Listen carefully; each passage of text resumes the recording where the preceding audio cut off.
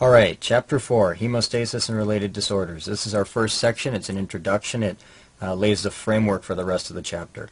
The idea here is that we need to recall that we've got blood vessels. Obviously, the role of those blood vessels is to carry blood through the body. Remember that the blood vessel is lined by endothelial cells, and the endothelial cells sit on top of basement membrane. Again, endothelial cells sitting on top of basement membrane. Now, the integrity of these blood vessels is essential. Without the integrity of these blood vessels, blood would not be able to reach the tissues. We don't want blood leaking out here. We want blood going in through the vessel and to reach the organs. If there happens to be damage to this tube, then the damage needs to be repaired, and the way by which we repair the damage is called hemostasis. Now, hemostasis works by forming a little area of a Band-Aid. For example, let's say that there's disruption here. This Band-Aid would form, and this Band-Aid is called a thrombus or a clot. So wherever there's vessel injury, a clot or a thrombus will form. Now, in order to form that clot, we actually have two distinct stages. The first stage is called primary hemostasis, and the second stage is called secondary hemostasis. In primary hemostasis, the goal is to form something called a platelet plug. And the platelet plug is just an adhesion and an aggregation of platelets in the region of the injury. Now, that platelet plug is weak, and so in order to stabilize that platelet plug, we have something called secondary hemostasis. Secondary hemostasis then comes in and stabilizes the platelet plug. And so this is a little bit of the normal.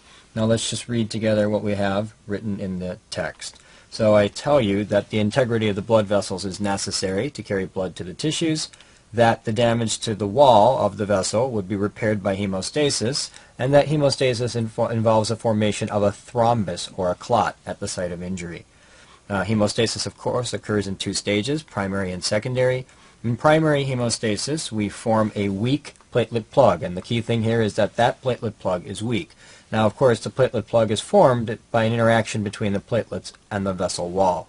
Then what comes in is secondary hemostasis comes in, and secondary hemostasis, the goal is to stabilize that platelet plug. So again, secondary hemostasis stabilizes the platelet plug, and that's all mediated by that complex thing called the coagulation cascade. So with this little bit of introduction, we can now move forward into the disorders. The first type of disorder that we want to talk about are those that are related to primary hemostasis. Now, of course, to understand these primary hemostasis disorders, you really have to understand normal primary hemostasis, and so let's go there next. Now, when there is disruption of the blood vessel, okay, so we've got a blood vessel, and again, lined by endothelial cells, and of course, the blood vessel endothelial cells sit on top of a basement membrane. When there is disruption, as I've drawn here, the very first thing is a little bit of a knee-jerk reaction. So step one of this primary hemostasis will be that there will be transient vasoconstriction of the damaged vessels. Now, this is very important to note because actually examiners like to go after it. Step one, the blood vessel will actually rapidly constrict. I think of it as a knee-jerk reaction. When you get a little bit of an injury, you kind of pull away from something. I don't know if you touch something hot, you'll pull your hand away. When the blood vessel gets damaged, it just clamps down very quickly. And that perhaps is to decrease the amount of blood supply going to the region for a moment before hemostasis can kick in, or it might also be that the blood vessel is sort of just shaking itself to awaken. Now, you need to know for the purposes of examinations that this step one is actually mediated by two things. The first is neural stimulation, so it's a neural reflex for the blood vessel to clamp down when there's initial injury. And number two, and perhaps a little more high yield, is that the endothelial cells themselves have a molecule called endothelin. So that when this endothelial cell, for example, gets disrupted, endothelin will be released, and that will cause a very quick transient vasoconstriction of the damaged vessel.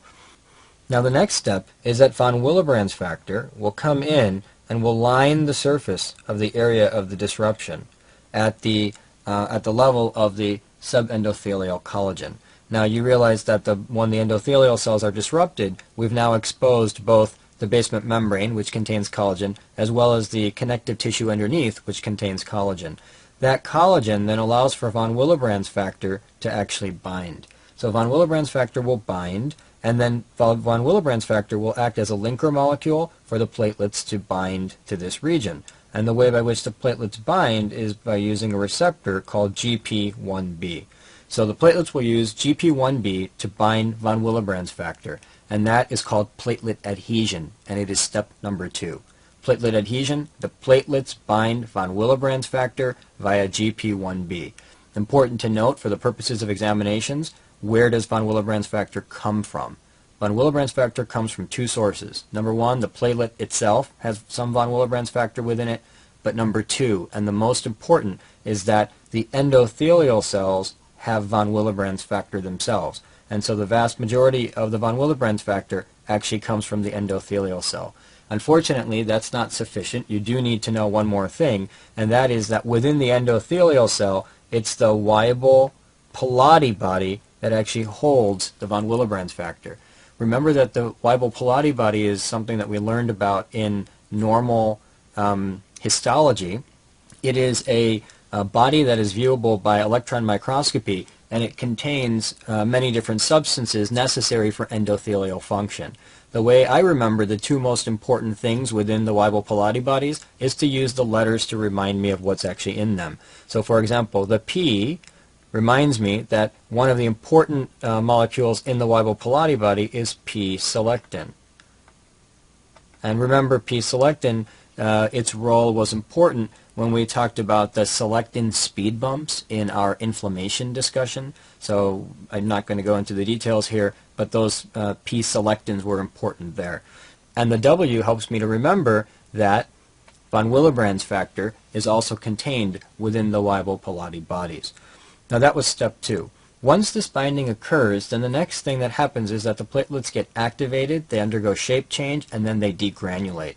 And so that is step 3. So adhesion of the platelets to von Willebrand's factor will then cause a shape change within the platelets, which then allows for the dumping of mediators that are going to be necessary for moving this process forward.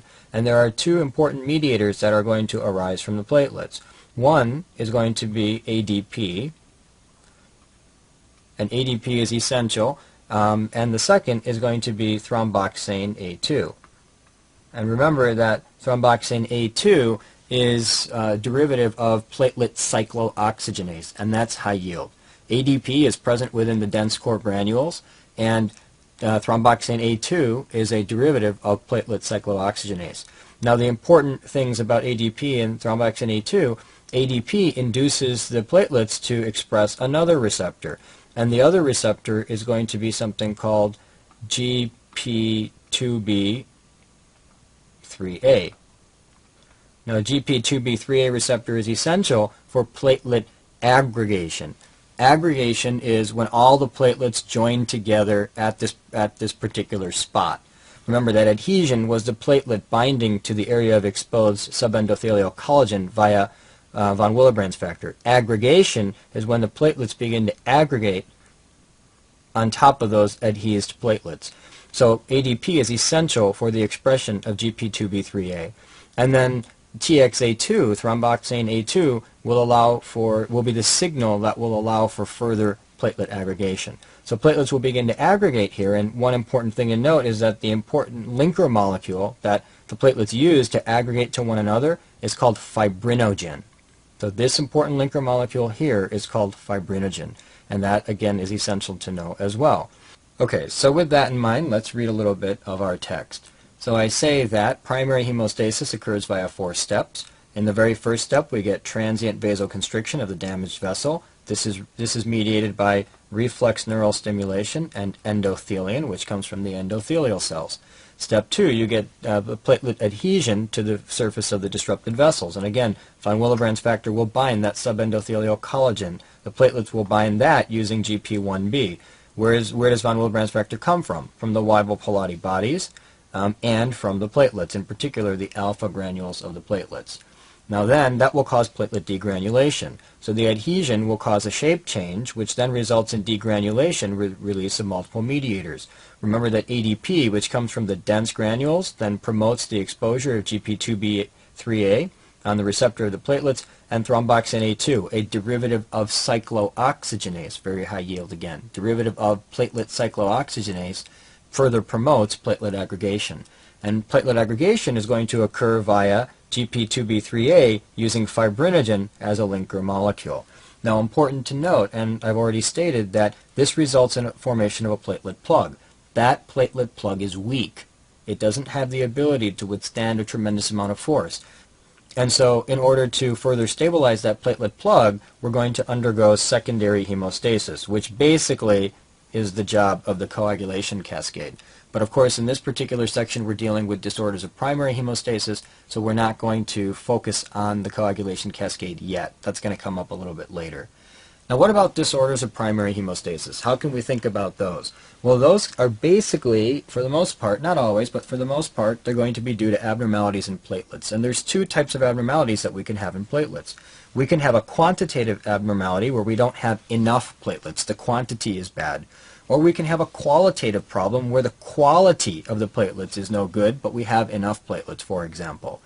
And so these are the two ways we want to think about disorders of primary hemostasis when we're in the context of abnormalities of the platelets. Quantitative disorders and qualitative disorders.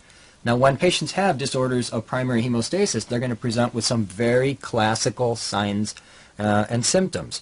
And the most important is that they're going to get mucosal and skin bleeding. This is the predominant picture of a patient with a disorder of primary hemostasis. So what are some examples of mucosal bleeding? Well, any mucosal site can bleed. For example, the patient can have nose bleeding or epistaxis. They can have coughing up of blood or hemoptysis, GI bleeding, hematuria with blood in the urine, or menorrhagia, heavy menstrual bleeding because the endometrium is also a mucosal surface. So these are some classic signs and symptoms, and actually the most common is epistaxis, and that's why I sort of went after that one and highlighted it for you as I was talking. Now, one of the feared complications of having a low platelet count is intracranial bleeding. And this occurs when there is severe thrombocytopenia. So that's something to just bury away in the back of our minds, that mucosal bleeding is not so bad, we can deal with it, but the feared complication is that as the platelet count goes down, for example, if there was a quantitative problem with the platelets, then intracranial bleeding would the risk of intracranial bleeding would increase, and we'd become more and more worried about that particular complication. Now, we can also get skin bleeding with disorders of primary hemostasis. For example, patients can develop petechiae or pinpoint bleeding in the skin. They can develop purpura, which are slightly larger, measuring approximately 3 millimeters or greater. And finally, they can develop ecchymoses, which measure approximately greater than 1 centimeter. And so these are varying sizes of bleeding within the skin. Now, I'd like to alert you to the point that there is an error in your text here, and that the size of purpura and ecchymoses has been reversed. So again, purpura are greater than 3 millimeters, and ecchymoses are areas of bleed greater than 1 centimeter in the skin.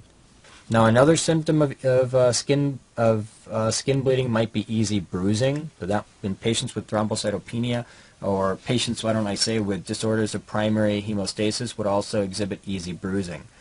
Now, one of the important things to note that when we talk about petechia, ecchymoses, and purpura, when we get this type of bleeding, we're really talking, it really is a sign of thrombocytopenia.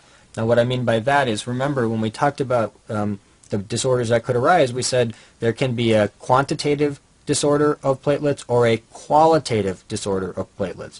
Well, patients who have qualitative disorders of platelets, they normally don't get petechiae. However, patients who have quantitative, where the number is down, they get petechiae. And so that's a little, that's just a little side note to be aware of. Here's what the petechiae look like. They're these little tiny bleeds that we can that are exhibited on the skin here. And so this is the classic image of petechiae. You can see here that perhaps we're getting into the possibility of having a little bit of ecchymosis here, where the bleeds may be slightly larger as well. When a patient has a disorder of primary hemostasis, you've got mucosal bleeding, you've got skin bleeding, then you're going to want to look at some laboratory studies in order to try to determine where the problem is. So, for example, the platelet count can be very helpful. It tells us how many platelets there are. If we had a qualitative, i.e. problem with the number of platelets, of course the platelet count would reveal that. The normal platelet count is anywhere from 150 to 400,000, 150,000 to 400,000 per microliter. Less than that, we would begin to potentially see problems, especially when the platelet count is less than 50K or 50,000. The bleeding time is also a useful laboratory study. The bleeding time, basically, the idea here is that you prick the patient and you see how long it takes them before they stop bleeding. The normal is anywhere from 2 to 7 minutes, so normally in about 2 up to 7 minutes the patient should stop bleeding. However, when there's quantitative problems or qualitative problems, the bleeding will be prolonged.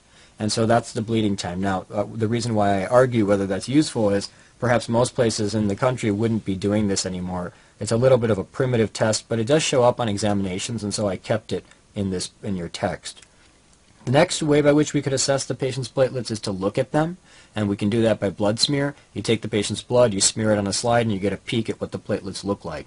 It helps you to tell how many platelets are present. We can assess the number of platelets, at least in rough estimate.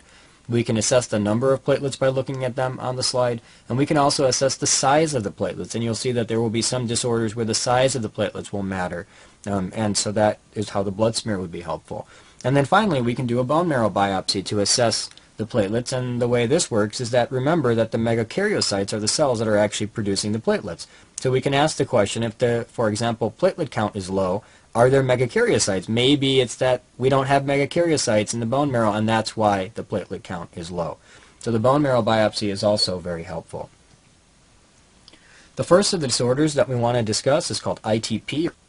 This is an autoimmune production of IgG against platelet antigens. For example, one of the antigens on platelets is GP2B3A. Remember, GP2B3A is the receptor that's used for cross-linking of the platelets via fibrinogen. Remember that story we talked about a little bit earlier. Now, the point here, however, is that the patients get IgG against platelet antigens.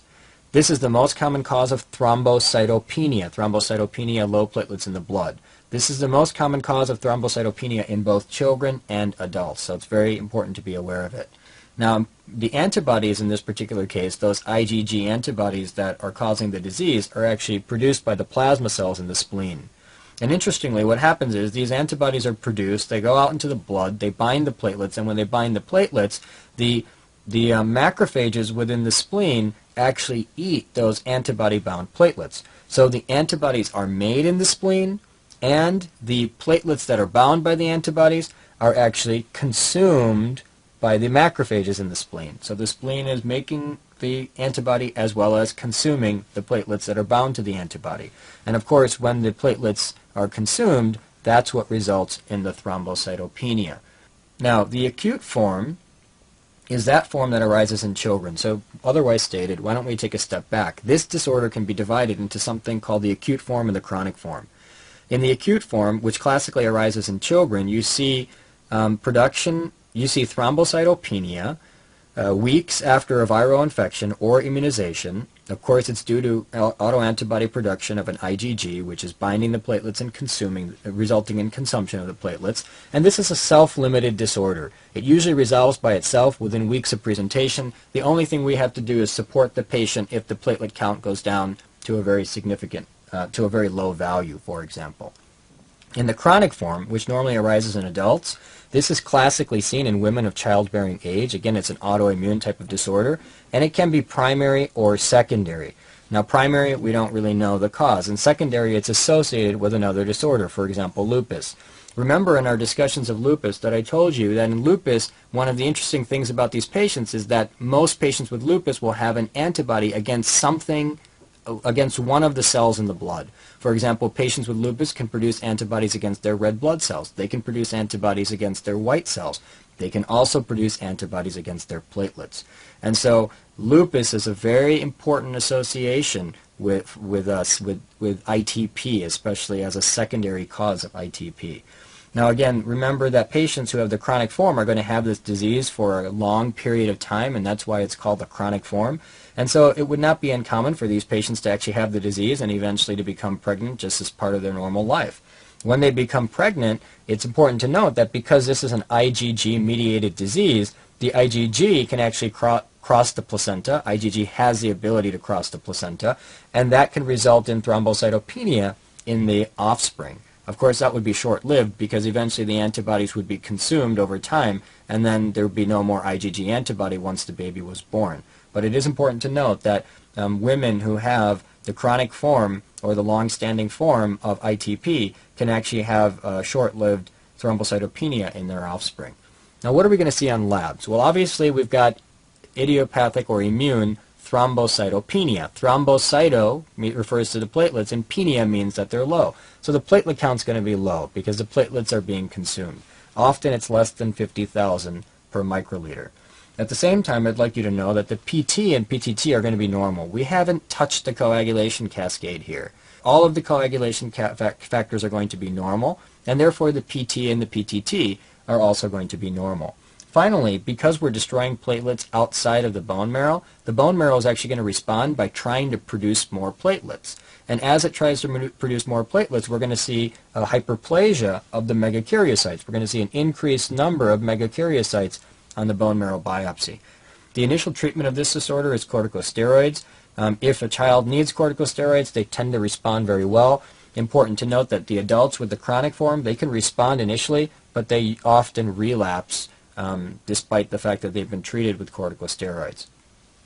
One of the interesting things that we can do if a patient has a symptomatically low platelet count, let's say the patient has a very low platelet count and they're starting to bleed from multiple sites, and now you're worried that the feared complication of intracranial bleeding might occur, and you want to raise the platelet count. Well, one way to raise the platelet count would be to give the patient IVIG.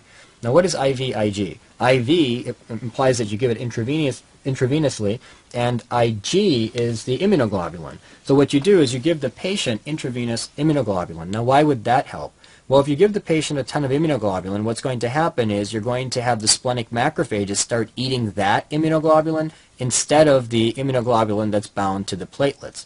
So it's like throwing a stick at a dog so that it goes the other way. You throw these little immunoglobulin sticks at the spleen, and the spleen will start eating those sticks instead of eating the platelet-bound immunoglobulin. Basically, you're going to overrun the spleen with all of this IVIG so that that sits there and consumes the IVIG and leaves the platelets alone for a little while. And of course, you can imagine that once the IVIG gets consumed, then the spleen will again start eating the immunoglobulin-bound platelets. So the effect is short-lived, and that's important to know as well. This is just used to raise the platelet count when there's symptomatic bleeding. Basically, you're trying to defend the patient's platelets from being eaten for a short period of time. The final treatment, and sort of the very last stage treatment, would be to do splenectomy. Very high yield to know that when a patient gets splenectomy, you're actually going to eliminate both the source of the antibody, because remember, the plasma cells in the spleen were actually making the antibody, and you're going to eliminate the site of destruction, because remember that the macrophages of the spleen were the cells that were actually eating the antibody-coated platelets. So splenectomy kind of kills two birds with one stone. Very important to know that splenectomy kills two birds with one stone. But it's only performed in refractory cases. So that's the first disorder that we need to be familiar with. The second disorder that we want to talk about is called microangiopathic hemolytic anemia. It's kind of a mouthful, but if you understand the words, it's all downhill from there.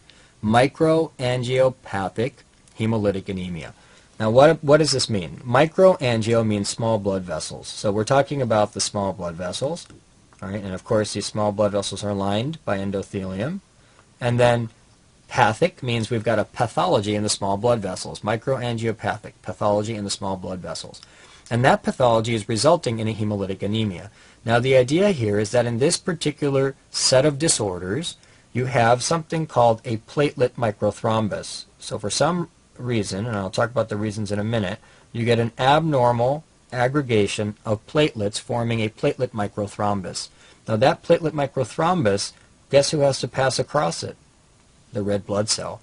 So as the red blood cell crosses that platelet microthrombus, which is partially occluding the blood vessel, you're going to get shearing of the blood vessel. You're going to get shearing of the red blood cell, which is called a schistocyte. But that's going to obviously result in hemolysis because you've now lysed the red blood cell. You've destroyed it. So that's called hemolysis when you destroy the red blood cell. Obviously here it's occurring within the blood vessel, and that's why the patients get a hemolytic anemia. So a hemolytic anemia due to pathology within the small blood vessel. Again, microangiopathic hemolytic anemia.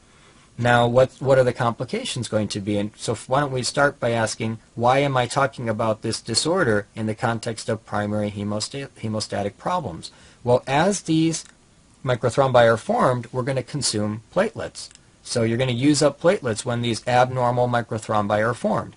And so that's what I say in your book, that platelets are consumed in the formation of microthrombi. And of course, then the red blood cells will be sheared as they cross those microthrombi, resulting in the formation of schistocytes. Here's a very high yield picture, shows up on examinations all the time. There are a lot of contexts in which we can see this, but at this point we're going to focus on two disorders. You'll hear about them in a second. But this is the schistocyte. This is the cell that has been sheared as it went across the microthrombus, and classically you can see that it's kind of got 2 points at either end, and that's a classic morphologic finding. Looks like a helmet. Sometimes they call it a helmet cell. Anyway, this is an indication that the patient's got some sort of microangiopathic hemolytic anemia going on. Now remember that I didn't give you the reason why these microthrombi are occurring. And there's two classic disorders in which we're going to see a microangiopathic hemolytic anemia. The first is TTP, also called thrombotic thrombocytopenic purpura. And the second is HUS, also known as hemolytic uremic syndrome. In thrombotic thrombocytopenic purpura, the problem that arises, again, is it's the same story that I've already told. You've got this blood vessel, and within this blood vessel you begin to form platelet microthrombi. Now, what's important to note is why those platelet microthrombi are forming is that in TTP, or thrombotic thrombocytopenic purpura, and look at the name again, thrombotic, you're forming these platelet microthrombi. Thrombocytopenic, that's using up the platelets, and that's why you get thrombocytopenia. Purpura, the patients then get bleeds in the skin, which are purpura, because they've got low platelets. And one of the signs of low platelets is skin bleeding, and one of the types of skin bleeding would be purpura. All right, so that's where the name comes from. Now, the idea here, and the reason why the patients get these microthrombi, is this is due to a decrease in an enzyme called Adams TS13. So that is the enzyme that's decreased in TTP. Now, what is Adams TS13? Well, remember that normally when you produce your von Willebrand's factor, you produce it as multimers. And those multimers need to be degraded over time, and the way by which we degrade them is to chop them up into smaller monomers. And the enzyme that's necessary to chop up those multimers into smaller monomers is called Adams TS13.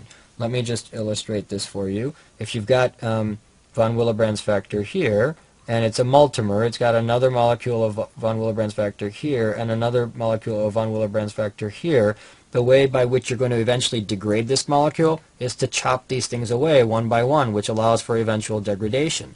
If you don't have the enzyme necessary to chop these things away, you can't degrade it, and so it begins to get pile up, and these large multimers can lead to abnormal platelet adhesion. Remember that von Willebrand's factor is necessary for platelet adhesion, for the platelets to actually bind to the subendothelial collagen.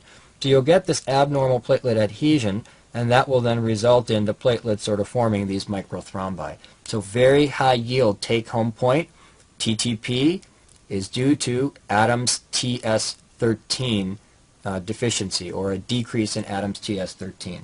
And that's what I've highlighted here in your text, where I say that TTP is due to decreased Adams TS13. I tell you in the text that Adams TS13 normally cleaves von Willebrand's multimers into monomers so that it can be degraded. If you don't have the ability to degrade these, you get large uncleaved multimers, which then leads to abnormal platelet adhesion, resulting in microthrombi. Again, you recall that adhesion is the step in which platelets use GP1B to bind von Willebrand's factor to stick to the blood vessel.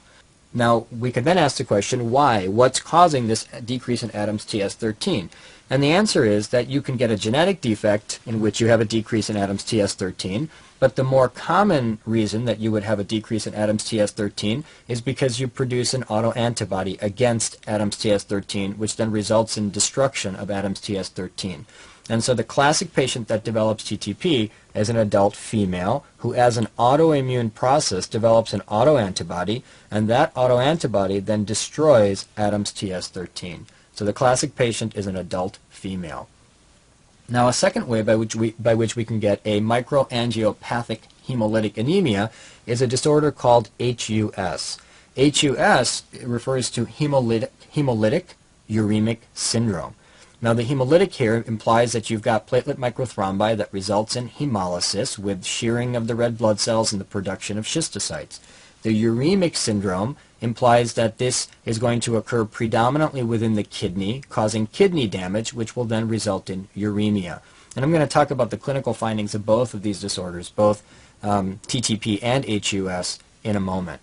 Now, in this particular case, what's happening is you've got a blood vessel. Of course, the blood vessel is lined by endothelium, which sits on top of a basement membrane. And here you're forming these platelet microthrombi. Again, I emphasize platelet microthrombi. Just platelets are present here. And when you get these platelet microthrombi, you can ask the question, why? Well, in HUS, the reason why the patients get the platelet microthrombi is that they get an infection with a very special bug that you have to be familiar with. It's a very high-yield bug, and it's called E. coli 0157H7. So patients get this E. coli 0157H7, and that then results in a verotoxin being produced by the bug. It's called E. coli verotoxin, which damages the endothelial cells, and when it damages the endothelial cells, you get platelet microthrombi, particularly in the kidneys, but also in the brain. They get platelet microthrombi, and those platelet microthrombi will then result in a hemolysis, because the red blood cells will get sheared, producing schistocytes, a thrombocytopenia, because the platelets are getting used up. All right? And so this is a classic mechanism by which patients get HUS. Again, HUS, the key mechanism is E. coli 0157H7, super high yield. Now the next discussion is who gets E. coli 0157H7. Well, that's classically seen in children who get exposure to undercooked beef. That's the way by which this bug can arise. That results in a dysentery in which they get mucousy diarrhea, and again, that's due to E. coli 0157H7. Again, I told you that the bug produces a verotoxin, which damages the endothelial cells, resulting in platelet microthrombi.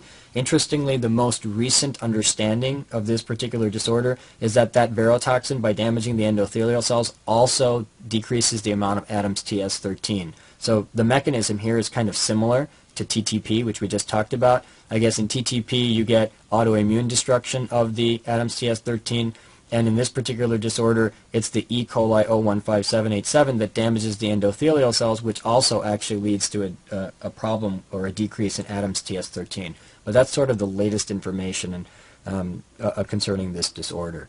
Now, the clinical findings are very similar in TTP and HUS. So if it's thrombotic thrombocytopenic purpura or hemolytic uremic syndrome, these are both microangiopathic hemolytic anemias, as I've already explained, and the clinical findings are very similar. So they get skin and mucosal bleeding. Why would they get skin and mucosal bleeding? Well, in both cases, you're getting platelet microthrombi within the blood vessels, correct? The problem was that you've got these blood vessels and you get these platelet microthrombi in them. The platelet microthrombi result in the consumption of platelets. To form this microthrombus, you're going to use up platelets. And as you use up platelets, you're going to have skin and mucosal bleeding because you're getting thrombocytopenic. At the same time, the blood cells have to cross those platelet microthrombi. They're going to get sheared, and that's going to give you a microangiopathic, i.e. in the small blood vessels, hemolytic anemia. Hemolysis means the breaking up or the destruction of red blood cells. The patients also tend to have fever, and they get this whole process of forming these platelet microthrombi and shearing the red blood cells within the tissues occurs primarily within two tissues. Number one, it occurs in the kidney. So in both of these diseases, TTP and HUS, you're going to have renal insufficiency, and it also occurs within the CNS. And so in both of these disorders, TTP and HUS, you can have CNS abnormalities. What's important to note is that in TTP, the predominant problem is CNS, and in HUS, the predominant problem is renal. And the way you remember that is that in HUS, you know that the letters stand for hemolytic uremic syndrome. And remember that uremia is a sign of a renal problem. The laboratory findings are very straightforward if you understand the disorders. Basically, these patients are going to have thrombocytopenia, a decrease in platelets. Again, they're using them in the formation of the microthrombi. There's going to be an increased bleeding time because they don't have good numbers of platelets, and so rather than being the normal 2 to 7 minutes, the bleeding time might be 10 or 15 minutes, for example. Now, very important to note, and super high yield, is that the PT-PTT are classically normal, especially for exam purposes. Classically, all right, not necessarily always, but classically, the PT-PTT will be normal. And the idea here is you haven't activated the coagulation cascade. When these microthrombi are forming, all right, what's happening is you're forming these platelet microthrombi, but you're not going to the next step where you actually activate the coagulation cascade and you get cross-linking. So the only thing that's happening is that the platelets are actually aggregating at that site. Well, maybe I should say more correctly, there's adhesion of platelets at that site. And so the PT-PTT will be normal in this disorder, and that's, again, very important. The patients will also have anemia with schistocytes, and there'll be increased megakaryocytes on bone marrow biopsy. Why? Because as the platelets are being consumed, the bone marrow will recognize that there's less platelets in the blood, and the megakaryocytes will begin to produce extra platelets to try to help out the body. And those extra platelets have to be produced by extra megakaryocytes, and so you'll get hyperplasia of the megakaryocytes, and you'll see that on bone marrow biopsy. The treatment of these disorders, in particular TTP, involves plasmapheresis and corticosteroids. Now, the idea here is that in TTP, the disorder is due to an autoantibody. Plasmapheresis is a mechanism by which you can remove proteins from the blood, and so you can remove, for example, by doing plasmapheresis, you could remove the autoantibody against Adams TS13, which was leading to the problem. At the same time, by giving corticosteroids, what you're doing is decreasing production of the autoantibody, so that would also be helpful in TTP. Now, the next set of disorders that we want to talk about are those of quality of the platelets. Remember, I told you that there are quantitative disorders in which the number of platelets is down. For example, in ITP, the whole idea was that we were losing our platelet number due to an IgG antibody. For example, in TTP and in HUS, these microangiopathic hemolytic anemias, we were losing our platelet count due to use of the platelets to form the microthrombi. So those were examples of quantitative problems. Now we're talking about qualitative problems, problems in which there is an issue with the quality of the platelets. The first is called Bernard-Soulier syndrome, and this is a genetic GP1B deficiency. Now, of course, if GP1B is deficient, platelet adhesion cannot occur. Let's remind ourselves that when we have this blood vessel and there is damage to the blood vessel, the first thing that's going to happen is transient vasoconstriction. After transient vasoconstriction, we're going to have von Willebrand's factor bind to subendothelial collagen. Remember, where does von Willebrand's factor come from? Number one, the alpha granule of the platelet, and number two, and more important, the Weibel Palade body of the endothelial cell. Now, of course, that von Willebrand's factor isn't going to bind that exposed subendothelial collagen, so it can act as a linker molecule for the platelets to adhese. Remember that? To adhese via a receptor called GP1B. Now, if the patients don't have that receptor because there's a genetic deficiency, i.e. Bernard-Soulier syndrome, obviously the patients are going to have bleeding problems because they can't bind the von Willebrand's factor and they can't undergo this important step of adhesion. So let's see what we say in the book. Genetic GP1B deficiency, platelet adhesion is impaired. What will the blood smear show? It will show thrombocytopenia with enlarged platelets. Now, the reason why these patients get mild thrombocytopenia is because if GP1B is not functioning well, the platelets tend to not live as long, and so the platelets get destroyed. So that's why they get mild thrombocytopenia, and they get enlarged platelets because they're producing platelets a little bit more immature than they would normally produce from the bone marrow, and so you can think about that being the reason why the platelets might be enlarged. But perhaps a funny way to remember this, and one way in which a student sort of reminded me once, is that in Bernard-Soulier disease, you get big suckers, meaning he was referring in that particular case to the enlarged platelets. Whatever helps you to remember this, that's the key thing, that you need to remember that there is enlarged platelets on blood smear. Now, the next of the disorders is called Glanzmann's thrombasthenia, and this is a genetic defect in GP2B3A. And guess what's going to happen here? Platelet aggregation is going to be impaired. So what's platelet aggregation? Well, remember that if you've got a damaged blood vessel, then obviously von Willebrand's factor is going to come in here and bind to the subendothelial collagen. The platelets will then bind this von Willebrand's factor using GP1B. All right. Now, of course, binding of von Willebrand's factor by GP1B activates the platelets. They then undergo degranulation and shape change, and you know that the platelets are going to release ADP, and they're also going to release something called TXA2, which is a derivative of platelet cyclooxygenase. Now remember that the role of ADP was what? Was to cause the platelet to flip out this particular receptor and to express a receptor called GP2B3A, right? And you know that that particular receptor, GP2B3A, that particular receptor is necessary for the aggregation of other platelets. And remember that the next platelet would come in, it would also express GP2B3A, and the linking molecule here is fibrinogen. So and that then allows for platelet aggregation. Now imagine if you don't have GP2B3A, this particular part of the process can't occur. You can't have the platelets binding to each other, and so you're not going to be able to aggregate the platelet, and so that platelet plug is not going to form very well. Now another way by which you can have a quality problem with the platelets is if a patient is taking aspirin. Remember that aspirin irreversibly inactivates cyclooxygenase. That's a high-yield farm principle, that when you take aspirin, that inactivates cyclooxygenase, and it's irreversible, that inactivation. What's going to happen is, remember again that when the platelets are, we got von Willebrand's factor here, and then the platelet binds via GP1B, and then that is going to be called adhesion, and then the next step is that you're going to get, once this adhesion occurs, is that you're going to get degranulation and release of mediators, and one of the mediators was ADP, which we've already talked about, and another mediator was TXA2, or thromboxane A2.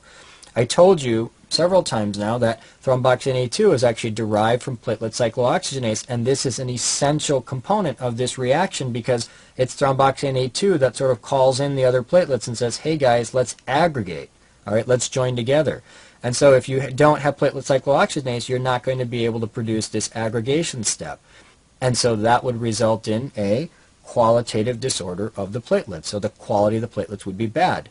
And so platelet aggregation would not be able to occur properly.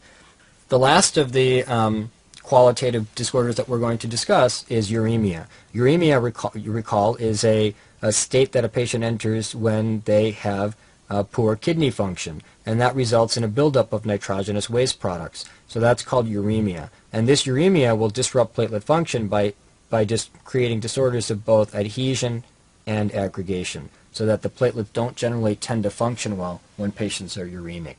And that is the end of our discussion of primary hemostasis. In the next section, we're going to go into secondary hemostasis.